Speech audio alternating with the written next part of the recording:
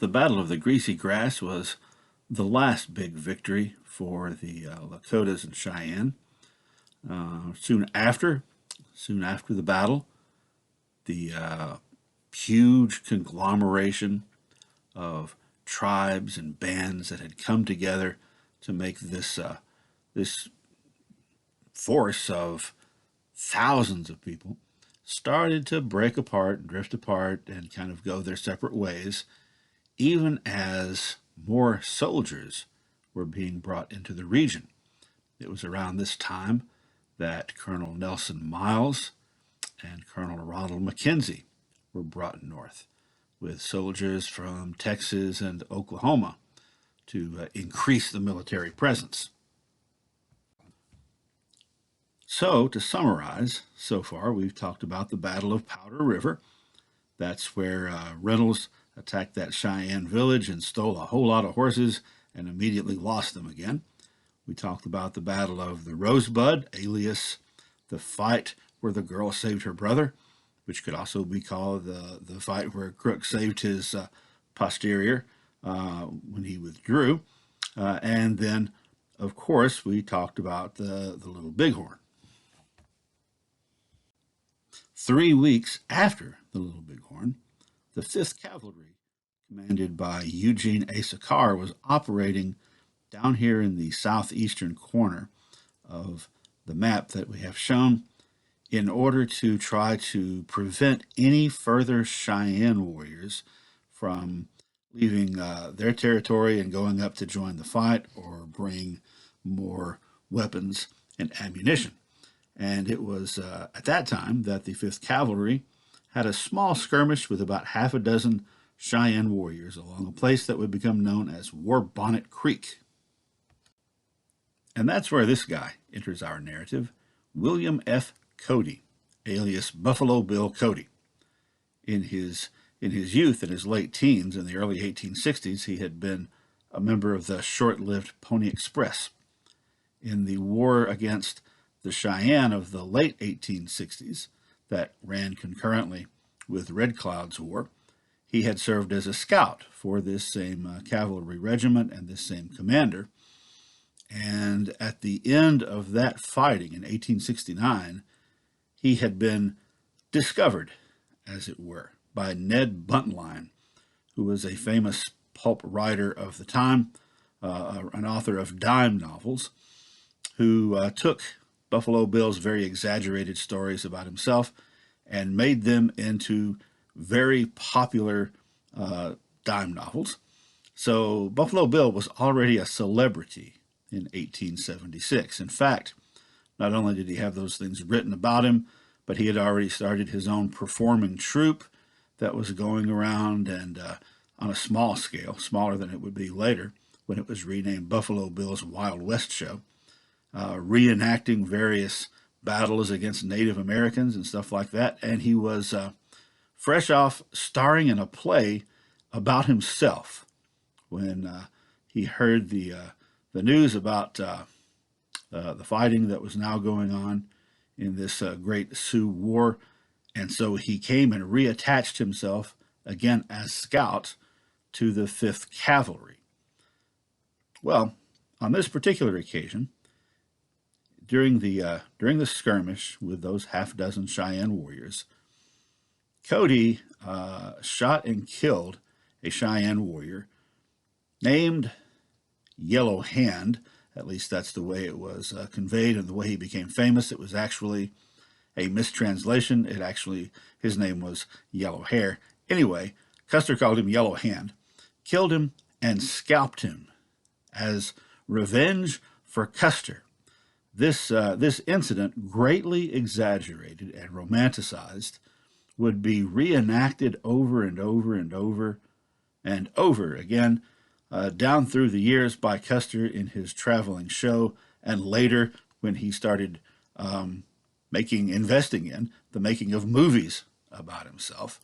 And this is the time frame where this incident took place. Now, ordinarily, I wouldn't even go into so much detail about what seems to be, even though he became a celebrity, overall what seems to be just an incidental character to our larger story. But Buffalo Bill is going to re-enter our story later on. By the way, I realize now that at one point in the previous slide, I accidentally called Buffalo Bill Custer, which, in my defense, Buffalo Bill, George Armstrong Custer, and Wild Bill Hickok all kind of looked a lot alike, and they were all flamboyant, arrogant attention seekers. Although only two out of the three met a violent end. Buffalo Bill fortunately got into show business. After the Little Bighorn, the reunited columns of Crook and Terry decided they needed to make a swift pursuit of the quote-unquote hostiles. So to travel more quickly, they left their wagon train of supplies behind and tried to catch any of these bands that had participated in the defeat of Custer, and they had no luck. Eventually, by August 18th, Terry retired from the field with his men. Crook kept going, but he was in a bad spot because they had left their wagon train full of supplies, and his men were running out of food. Meanwhile, the Lakota and Cheyenne had set fire to the prairie, burning off most of the grass in the area, so Crook's men's horses and mules couldn't forage. This was called the Starving March, the Starvation March. Finally, Crook decided that he was going to send a contingent of 150 men under 3rd Cavalry Captain Anson Mills to the eastward to the town of Deadwood to try to get some supplies there. And he ordered the captain, don't get involved in any fights because our main concern right now is getting food. So if you encounter an Indian village, just go around it.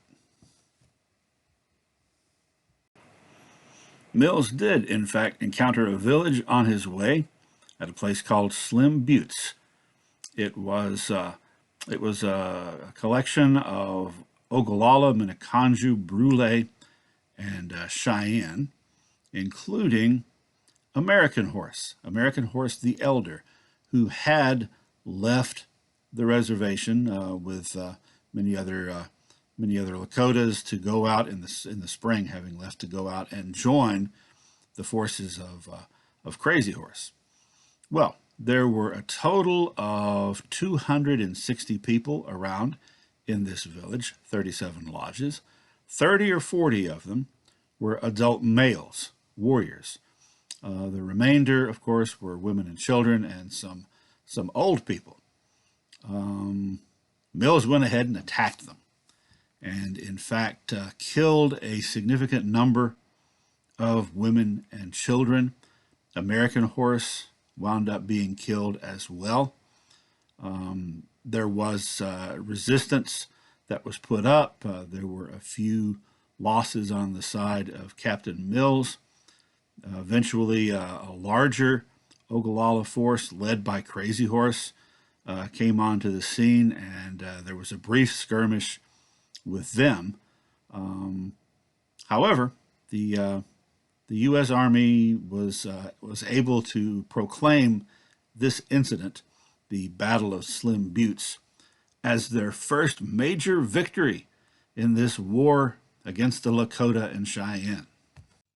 Later, when the fighting was over and the soldiers were going through the contents of the abandoned teepees of the village, they found, among other things, a guidon or flag from the 7th Cavalry and a pair of bloody gloves whose inscription indicated they had belonged to the Irish-born Captain Miles Keogh of the 7th Cavalry. Around this time, Crazy Horse and Sitting Bull split up, each leading a large group of Lakotas, heading out and directing their thoughts primarily to the fall hunt, to the need to kill enough buffalo to store the meat to last their families through the winter. Crazy Horse led his group to the west, and Sitting Bull led his northward along the Canadian border. Sitting Bull discovered that there were now a large number of soldiers along the Missouri River. A camp had been established there by Colonel Nelson Miles, and the supply wagons that were coming to provide material for the camp were scaring off the buffalo. So Sitting Bull actually left a note. He had a translator write it and left it in a rock where he knew the soldiers would find it, that essentially said, "My whole life, everywhere I go, soldiers try to fight me. Now they're trying to fight me here, and all I'm doing is hunting buffalo. Please get out," which, of course, didn't work. So there were several skirmishes in October, early to mid-October, with the Lakotas attacking the supply wagons a couple of times. Finally, Colonel Miles came out to negotiate with Sitting Bull.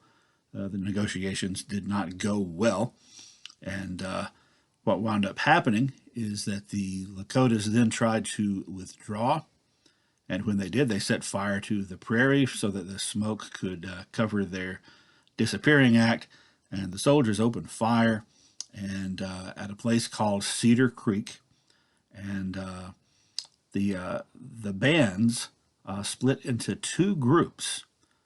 One headed south, right into the arms, really, of Miles and his soldiers, and surrendered and agreed to go back to the reservation.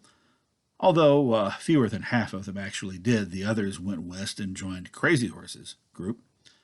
Sitting Bull, meanwhile, with only about 240 people, headed north, where they had another skirmish at a place called Bark Creek in December. But by the first of the year, 1877, Sitting Bull and his people had crossed the border into Canada and refused to come back, even though at one point they were offered amnesty if they would come back and go to the reservation. The Canadian government negotiated with Sitting Bull and his people, and they seemed to get along well. He even made peace up there in Canada with the Blackfeet, who were the Hunkpapa Lakota's traditional enemies. So Sitting Bull would stay up there, he and his people, for about 4 years. So it was good in that there were no American soldiers shooting at them. It was not so good in as much as there weren't as many buffalo. They were kind of hard to come by, and feeding the group became increasingly difficult.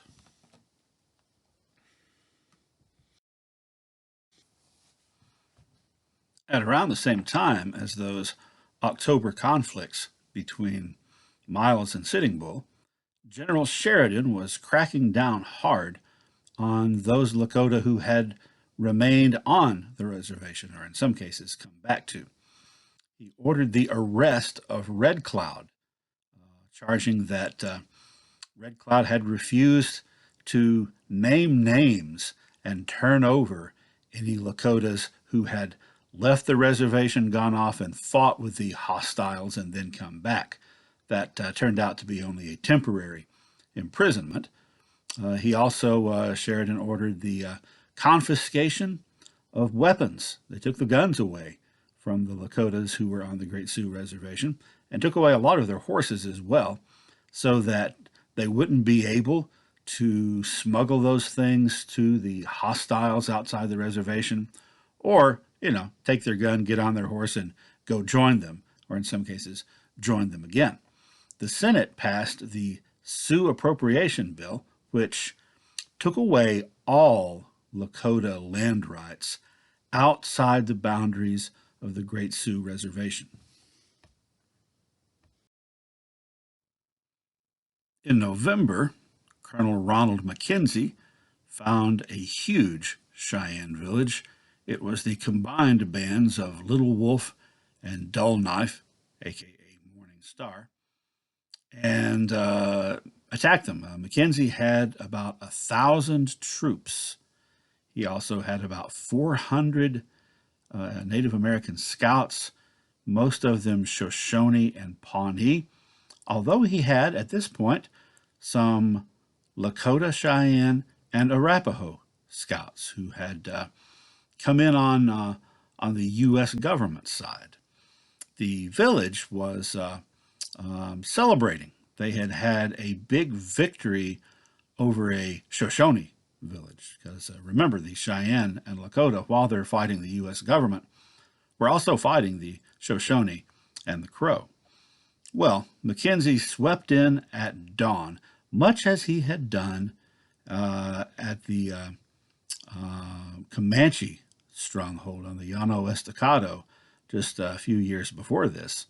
Swept in at dawn, and kind of the same scenario that has played out several times. The Cheyenne were forced to flee. About 40 of them were killed, including 3 of Dull Knife's sons. The ones who escaped, which was most of them, they escaped, but they did not bring with them their teepees, their robes, and so forth. So, as well as their food stores, which Mackenzie got a hold of. So even though they managed to escape, they're out there in the very beginning of a hard northern winter without enough food and without shelter and without even adequate clothing. And quite a few, particularly young children, would freeze to death in the next month or two. Now, some of the Cheyenne made their way to Crazy Horse's force and joined up with Crazy Horse, which Two Moons, the Cheyenne leader, was already there with him.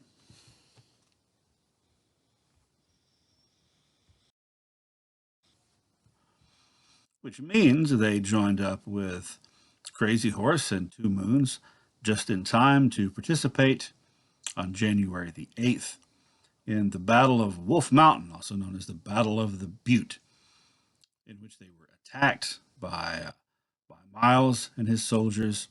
It was kind of a draw, kind of moved back and forth, but it had a huge effect because realizing now that the U.S. Army would even move through the snow in the middle of a harsh winter and descend upon them and attack them made a lot of the Indians feel like they just couldn't catch a break. There's no time that they can be safe.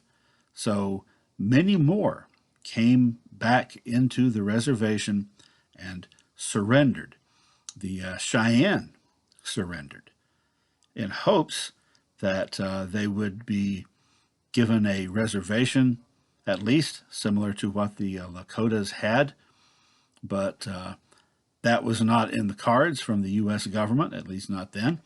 Instead, they were told they had to go join the Southern Cheyenne on that reservation down in Oklahoma. So about 1,000 Cheyenne, and there weren't a whole lot more left than that, agreed to that, and they made their way, they were taken down there to Oklahoma. Now, in the following months, in the early spring, people came out from the reservation, leaders who had been promoting peace, such as Spotted Tail. He came out on several trips to meet with various bands who were still out there in the unceded lands to convince them to come onto the reservation and surrender, and he was very effective. Many of them did. Finally, Red Cloud went out and talked with Crazy Horse, who had also been approached by Spotted Tail and had repeatedly said, absolutely not, no way. We're going to continue this fight as long as we're breathing. But Red Cloud convinced him that there wasn't much chance of even survival for the people who followed him if he continued in that course. So Crazy Horse agreed to also come on to the reservation and surrender. This was in early May, the beginning of May. There was one more little skirmish a few days after that at a place called Lame Deer. But aside from that, at this point, the Great Sioux War was over, and so was the autonomy, any semblance of autonomy for the Lakota or the Cheyenne or the Arapaho, who were confined to the Wind River Reservation with the Shoshone. But that's still not quite the end of the story of the Great Sioux War, because there are a couple of sad codas to it. First, let's take a look at territory. So here are the territories that were assigned, the tribal territories assigned by the U.S. government in the Fort Laramie Treaty of 1851.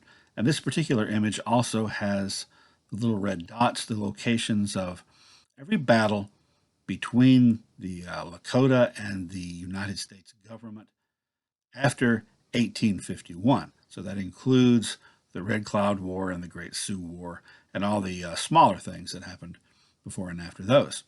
And you'll notice almost all of them are in the area outside what had been assigned to the Lakota. Most of them, in fact, are there along the Yellowstone River in the area the government called Crow Country, but which, of course, the Lakota did not acknowledge. Nonetheless, this is what their territory was as of the 1851 treaty.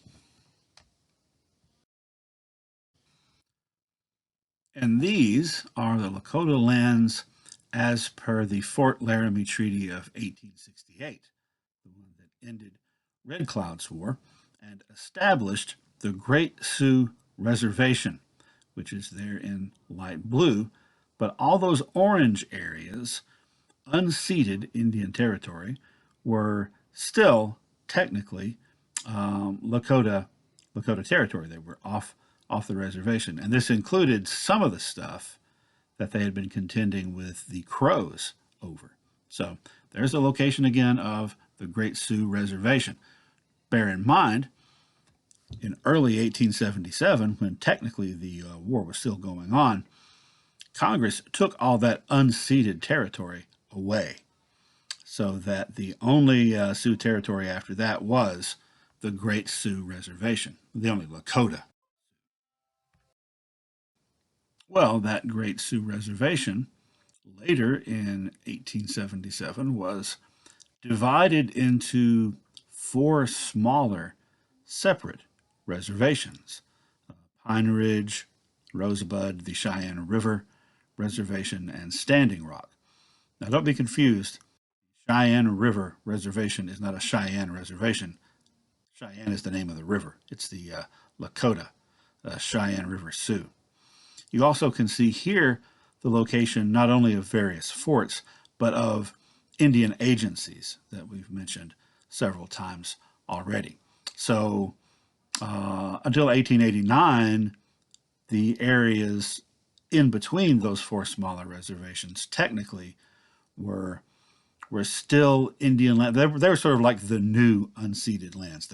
They were well, they were going to be that way until the Dawes Act is what's going to change that in 1889. But we haven't quite gotten there yet.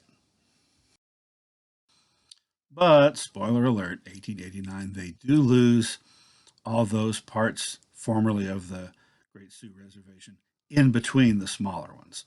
So these are the reservations as they are today.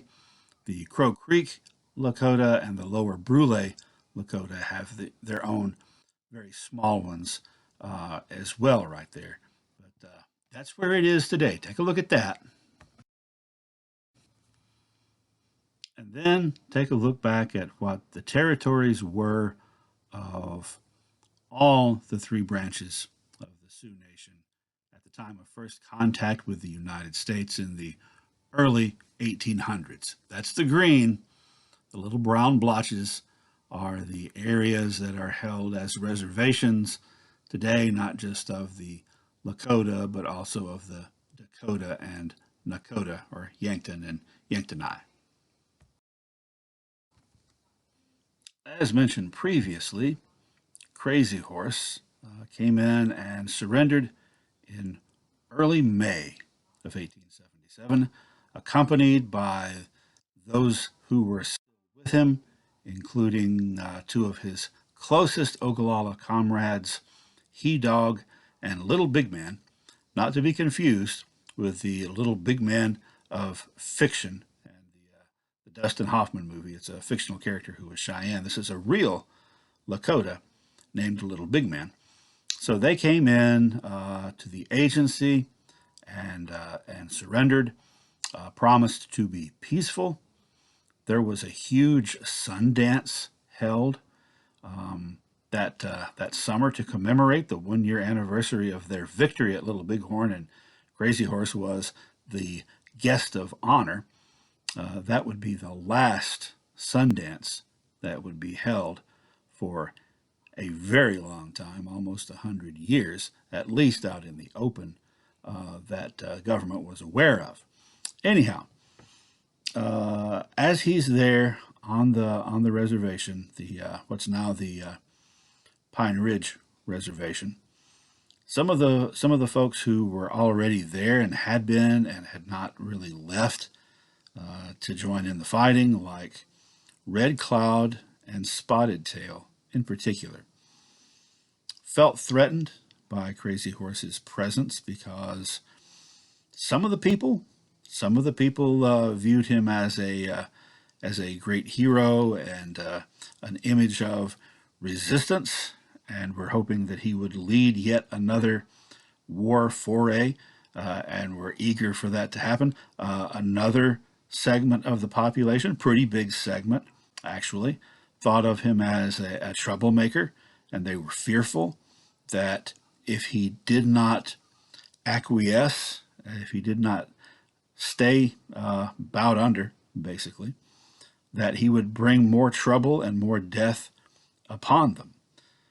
Some people say that Red Cloud and Spotted Tail were jealous of all the attention, honor, and affection that Crazy Horse received.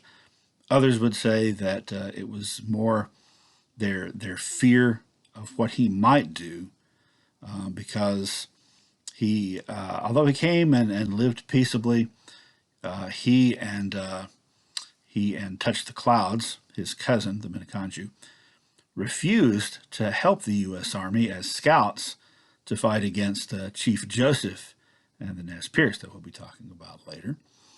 And there were rumors going around, whether founded or unfounded, that Crazy Horse wasn't planning on staying on this reservation, but that he was planning to lead another resistance. And the military found out about that. They were quite disturbed, quite nervous about it.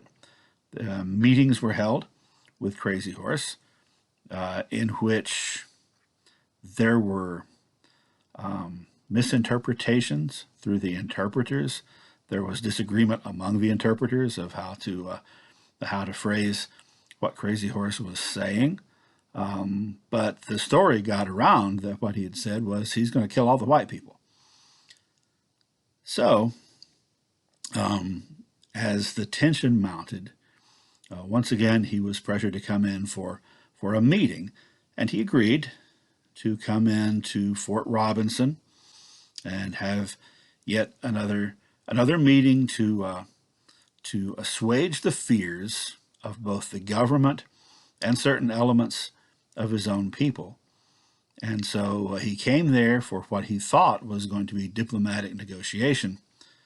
And when he got inside the fort, he saw there were a whole lot of soldiers there, along with a whole lot of Indian police. These were Lakotas who were essentially helping the government to police their own their own people, and his own friend Little Big Man had become one of them. And he saw them approaching him with handcuffs. So they did attempt to handcuff him, and he resisted.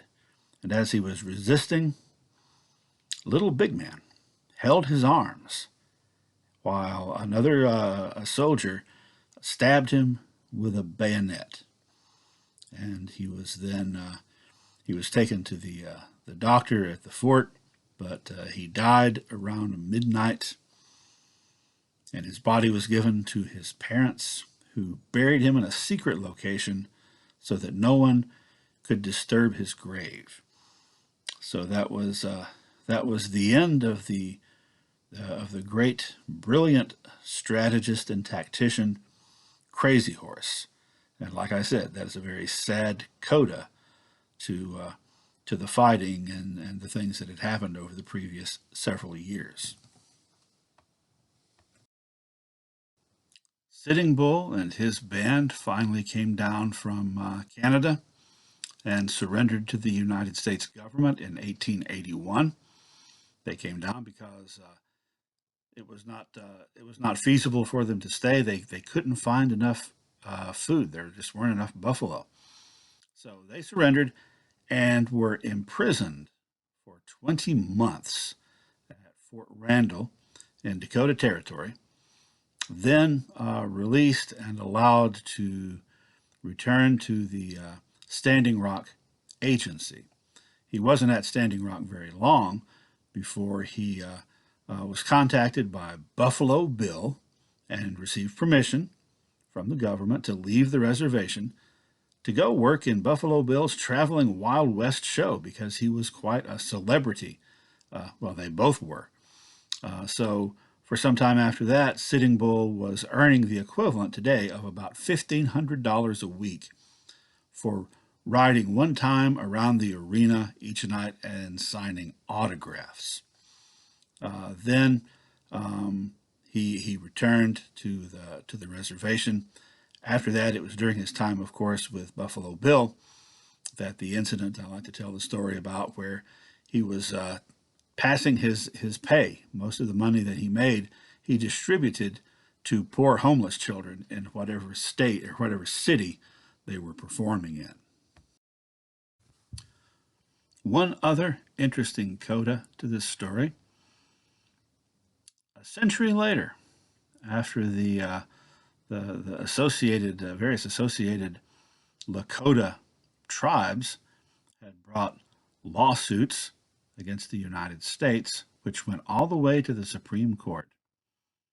It was ruled by the Supreme Court that the United States government under President Grant in 1876 had totally and completely and wrongly violated the Fort Laramie Treaty of 1868 when they allowed all those miners to come into Lakota territory and to the Black Hills, and in fact had therefore precipitated the war that ensued, in which those lands were ultimately taken away from the Lakota, wrongly, as the court ruled.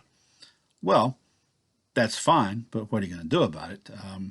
The court ruled that the various Lakota tribes should be compensated fair market value for their land, which was, a lot of money. It's several $100 million. But they refused to take it because they don't want to take it. They don't want the money. They want their sacred hills back. And if they took the money, that would mean they were acknowledging they have no further claim on the Black Hills. So that money's still sitting there, I guess, gathering interest. And the Black Hills are still there being visited by tourists. Little Wolf and Dull Knife, alias Little Coyote and Morning Star, were taken along with their people down to the Southern Cheyenne Reservation in western Oklahoma, and none of them liked it very much. It was no place like home, for one thing. For another thing, there were so many people crowded there that disease was rampant, and several of them died. And probably the biggest concern is that, like Sitting Bull, they had a hard time finding enough for their people to eat. The buffalo had been pretty well wiped out in that area by that time. In fact, when they went out, they were allowed to leave the reservation to hunt buffalo. And when they did, all they found were skeletons or rotting carcasses left behind by buffalo hunters, or in some cases, by the U.S. Army. And they decided, yeah, this is not for us. And they decided it was time to go home, whether the U.S. government wanted them to or not.